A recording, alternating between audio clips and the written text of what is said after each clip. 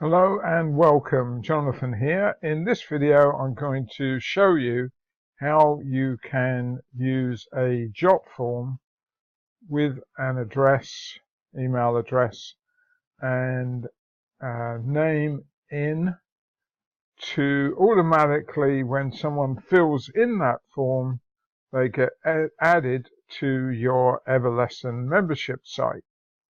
So what you're going to need obviously is a Jotform account, which I've already have.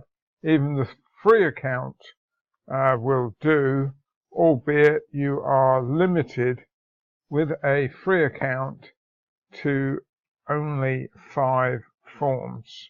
So let's just log in, and here you can see I've got 5 forms here. You will also need a Zapier account. Just log out and log back in, just so I can show you. Here you can sign up for free.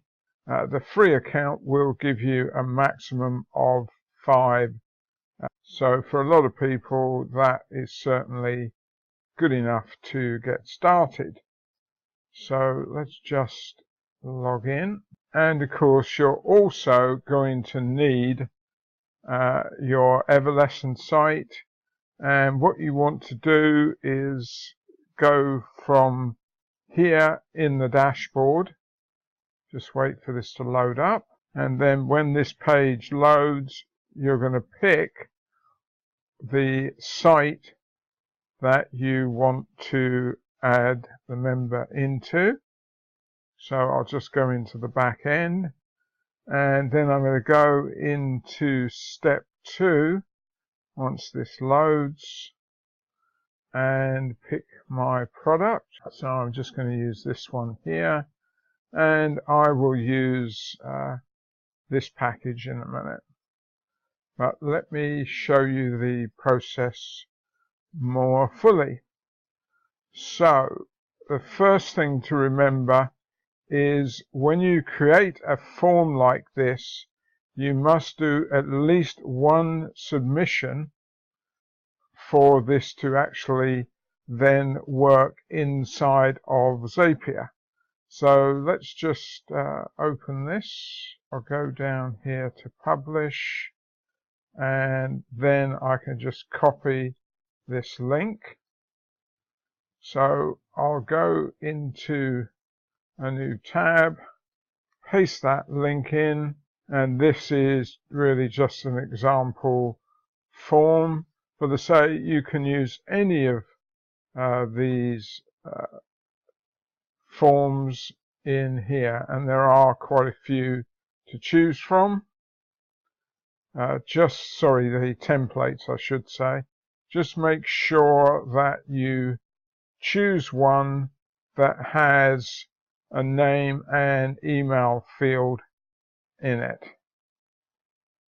I mean, in theory you can just use the email field, but I would advise you really to use both a name and an email field. Okay, so I'll go back here. I'll just fill in my name, and I'll fill in my email address, and I'll click on the Get Access. And there's the thank you page, and now that is now submitted.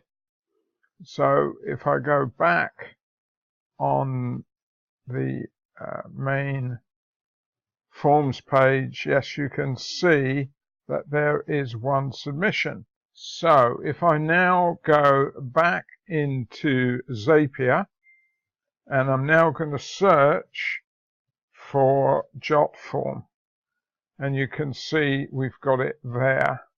So if I now come down here, and what I'm looking for is this one, create webhook post from a new Jotform submission. Now this is a little bit technical, but I will try and keep it as simple as I can. And in fact, I think already I have a zap in here. So let me just try and find this. Here we go. here. So let's now open this up as edit, and let me run through it and as to where you get the fields from. So I'm going to start here really from scratch. So you only have the one trigger here to choose from, so that makes it super easy. Click on continue, and if you haven't already connected your Jotform, then you would do that here. You would press this button and then you'd get a page appear something like this, where you may need to log in. I'm actually in the European data center, so I'm going to turn that on, but you may not need to do that, and then you'll get a button like this to allow. I'll leave that as I've already connected that, as you'll be able to see if I just click test. You see it says success. So I can do continue, and now I need to choose my form. So I've switched it to use this one now. Opt-in form, get free email updates. So I'll just select that one, and then I will do continue, and then I'll do fetch and continue. This will get that initial submission that I made, which is the important bit to be able to connect this up. And you can see the test is successful. So now what I need to do is click this link here to view your submission, and you can see the actual fields that it's used. So here's the one here for the email address, and here's one here for the first name, and the others we don't actually need to worry about in this case. So I'll go down to the bottom here and click continue. This is what I want. Post, fire off a single post request as a form or JSON. So I'll click the continue button, and now what I need to do, and let me just remove this so that you can see exactly what we need to put in here, and I'll remove these two as well, and then I'll just add a blank one back. Okay, so I'm going to go into EverLesson, and so I'm going to use this product, or this package rather, here, and I'm going to click on sign up form. Wait for that to load, and now I'm going to go to the bottom, and what we want is the show advanced settings. So now I'll just need to scroll that down a bit more, and you can see what the field parameters are. So fname, which is what we'll need for the first name, and email for the email address. And then what we need to do is to copy the whole of this URL, which I've now done with Control-C in my case. So now I can go back into Zapier, and in this first field I simply paste in that URL. The payload type as a form we can leave exactly as it is, and then what I'm going to do in here is I'll put fname, because this is where I'm going to connect the first name, and I'm going to put email in here to connect the email address. So now what I'm going to do is click on this little button here that says insert a field, and then I'm going to scroll this down and find that field name with my first name in it, albeit I see I've spelt it wrong, but that won't matter. The email address is the critical one, so I just wait for this, or scroll down to get this. Right, so there is the field there.